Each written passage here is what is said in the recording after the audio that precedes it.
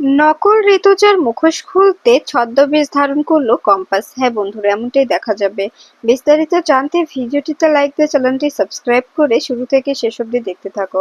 গল্পের শুরুতেই দেখা যাবে প্রান্তিকের মাথা ব্যথার কথা শুনে অস্থির হয়ে ওঠে মোনা। মোনা বলতে থাকে, কি ব্যাপার, আপনার মাথা ব্যথা করছে? যখন আপনি ফাইট করছিলেন তখন কি কোনোভাবে আপনি মাথায় চোট পেয়েছিলেন? তখন দেখা যাবে হঠাৎই প্রান্তিক অজ্ঞান হয়ে মোনার গায়ের উপরে পড়ে যায়। এরপরে মোনা প্রান্তিককে আস্তে আস্তে বিছানায় বসিয়ে বলতে থাকে, এখন আমি কি করব? আমি তো এসবের কিছুই জানি না, কিছুই বুঝি না। ওনাকে তো আমাকে হসপিটালে নিতে হবে, না হলে এখানে কিছু একটা করতে হবে। এভাবে জ্ঞান হারালো কেন উনি?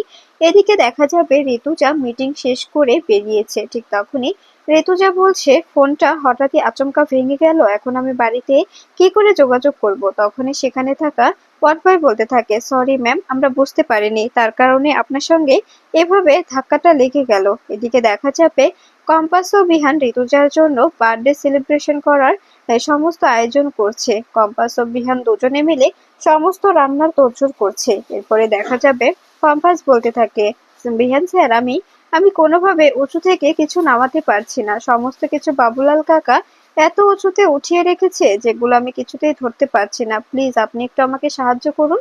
তখন এ কথা শুনে বিহান বলতে থাকে, ঠিক আছে কম্পাস, আমি তোমাকে সাহায্য করছি, চিন্তা করো না। এরপরে দেখা যাবে একে একে কম্পাসকে কোলে তুলে নিয়ে সমস্ত কিছু নিচে নামাতে সাহায্য করে বিহান। ঠিক তখনই কম্পাসের দিকে এক পলকে তাকিয়ে থাকলে কম্পাস বলতে থাকে, কি হচ্ছে এসব, এভাবে তাকিয়ে আছেন যে?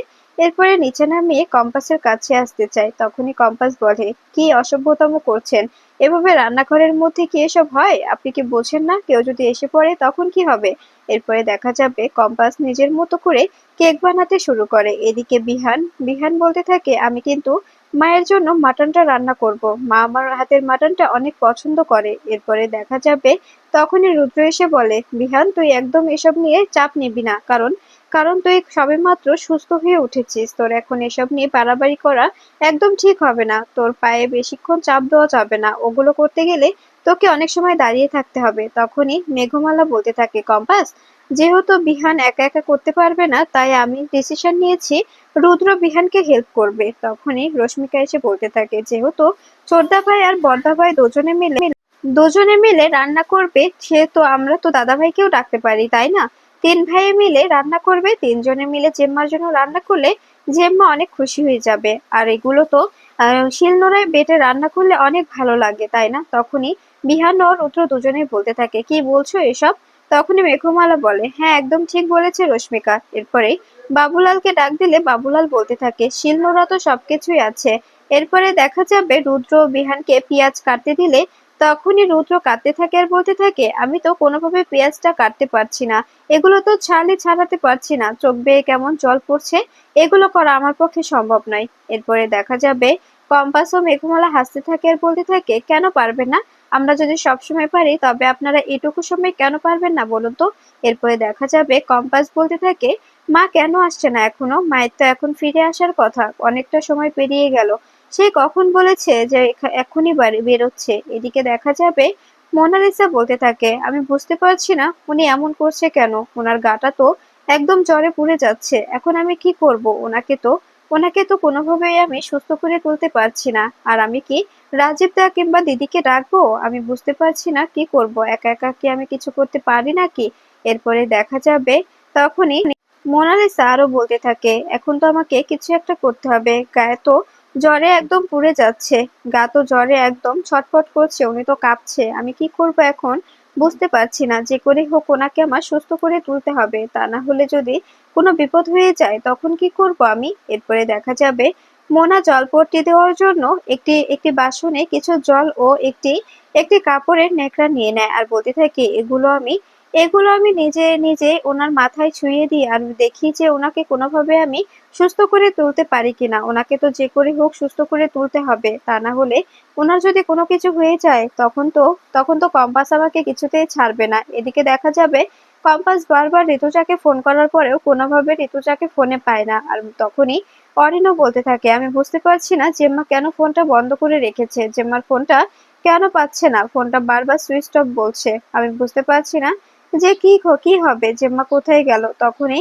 মেঘমালা বলে, আচ্ছা কম্পাস, সত্যি কি আমাদের ভয় পাওয়ার কোনো কারণ আছে?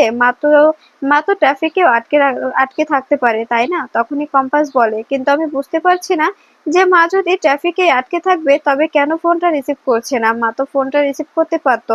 আর তার থেকে বড় কথা, ড্রাইভারও ফোন ধরছে না। এরপরে দেখা যাবে পৃথা বলতে থাকে, দেখো আমি দিদিভাইয়ের জন্য একটি শাড়ি কিনেছি, আর তোমরা অযথা এতটা টেনশন করো না। অবশ্যই দিদিভাই ফিরে আসবে। দিদিভাই হয়তোবা কোনো কাজে আটকে রয়েছে, কাজটা ফুরে গেলেই দিদিভাই ফিরে আসবে। এরপরে দেখা যাবে বিহান উকিলকে ফোন করলে উকিল বলতে থাকে, আমরা আসলে আগে বেরিয়ে গিয়েছিলাম, কখন বেরিয়েছে উনি আমরা সত্যিই জানি না। তখন এ কথা শুনে দেখা যাবে বিহান আরো অবাক হয়ে যায়। এদিকে মোনা বলতে থাকে, এখন আমি কি করব?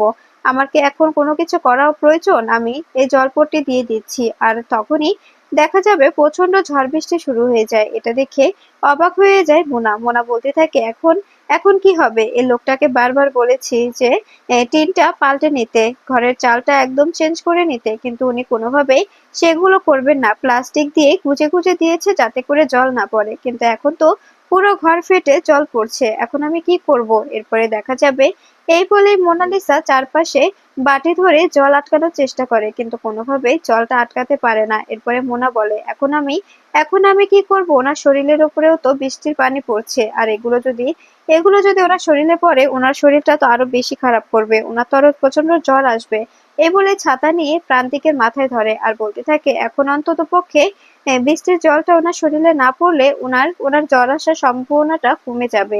এরপরে দেখা যাবে প্রান্তিক মোনালিসার হাতটা চেপে ধরে আর বলতে থাকে, আমাকে ছেড়ে কোথাও যেও না, আমার কাছে থাকো। এ কথা শুনে অবাক হয়ে যায় মোনা। এদিকে দেখা যাবে সবাই অবাক হয়ে সবাই সবাই চিন্তিত হয়ে বসে আছে। সবাই বারবার চিন্তা করছে যে কোথায় যেতে পারে ঋতুজা। এত রাত হয়ে যাচ্ছে, কোনোভাবেই কেন কেন বাড়ি ফিরছে না। তখনই মেঘমালা বলে, আচ্ছা কম্পাস, আমাদের কি কিছু করা উচিত? পুলিশকে ডায়েরি করবি, কিংবা আমরা সেই ক্লাবে যেতে পারি না যেখানে বসে মা ডিল করেছিল, যেখানে বসে কথা বলেছিল, সেখানে কি যেতে পারি না? ঠিক তখনই দেখা যাবে ঋতুজা এসে বলতে থাকে, তার আর কোনো প্রয়োজন নেই। আসলে আমি একটু জ্যামে পড়েছিলাম, তো তার কারণেই দেরি হয়ে গেল। ফোনটার একটু সমস্যা হয়েছে, তাই ফোনটা সুইচ অফ দেখাচ্ছে। এ কথা শুনে দেখা যাবে অবাক হয়ে যায় সবাই। তখনই এদিকে এদিকে বৃষ্টি ছেড়ে গেলে প্রান্তিকেরও জ্বর নেমে যায়। এরপরে মোনা বলতে থাকে, আমি আমি সত্যি বুঝতে পারছি না উনি এই জ্বর শরীরে কেন বারবার মা মা করছিলেন। ওনার শরীরে যা জ্বর ছিল, এর মধ্যে মাকে ডাকা, সত্যি আমি বুঝতে পারছি না। আর আমার মনে হচ্ছে যদি ওই কম্পাসের পরিবারের সঙ্গে কারোর সঙ্গে প্রান্তিক বাবুর কোনো সূত্র থেকে থাকে, তবে সেটা আমি কি করে প্রমাণ করব। এরপরে দেখা যাবে মোনালিসা ফোন ঘেঁটে বের করে যে কি করে ডিএনএ টেস্ট করা যায়। তখনই দেখা যাবে প্রান্তিকের মাথা থেকে চুল কাটতে যাবে, তখনই প্রান্তিক মোনালিসার হাত ধরে ফেলে আর বলতে থাকে, কি ব্যাপার, কি কাটছিলে এভাবে আমার চুল কেটে? কি করতে মোনা, তুমি কি করতে চাইছিলে বলো তো? তখনই মোনালিসা ভয় পেয়ে যায় আর বলতে থাকে, কই না তো, কিছু না, আমাকে প্লিজ ছেড়ে দিন। এদিকে দেখা যাবে কম্পাস বলতে থাকে, মা কোথায় ছিলে তুমি? তোমাকে কখন থেকে ফোন করছি আমি। এরপরে দেখা যাবে সবাই মিলে ঋতুজাকে বার্থডে উইশ করে। এটা দেখে অবাক হয়ে যায় ঋতুজা। এরপরে দেখা যাবে একে একে সবাই ঋতুজাকে জড়িয়ে ধরে বলতে থাকে, কোথায় ছিলে? আমাদের তো এরকম করে টেনশনে ফায়ার ফেলতে পারো না, তাই না?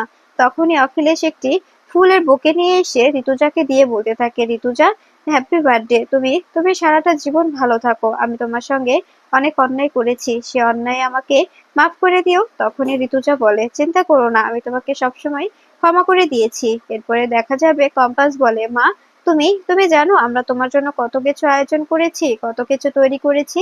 তোমাকে সারপ্রাইজ দেওয়ার জন্য আমরা কত কিছু তৈরি করে রেখেছি। তখনই এ কথা শুনে দেখা যাবে ঋতুজা অবাক হয়ে যায়। এরপরে পৃথা একটা শাড়ি দেওয়ায় তখনই ঋতুজা বলে ওঠে, এমা ছোট, এই শাড়িটা কেন নিচ্ছিস? এ কালার শাড়ি তো আমি পছন্দ করি না, এগুলো তো আমি পরি না কখনো। তখনই এ কথা শুনে পুরো পরিবারের সবাই অবাক হয়ে যায়। পুরো পরিবারের সবাই অবাক হয়ে তাকিয়ে থাকে। তখনই কম্পাস মনে মনে বলে, এটা কি বলছে মা? মা তো এই শাড়িটাই বেশি পছন্দ করে। এরপরে দেখা যাবে কম্পাস কম্পাস ঋতুজার ছদ্মবেশ ধরার জন্য ছদ্মবেশ নিয়ে নেয়। তখনই বিহান এসে বলতে থাকে, কম্পাস, তুমি রেডি তো? তখনই কম্পাস বলে, হ্যাঁ স্যার, আমি একদম রেডি।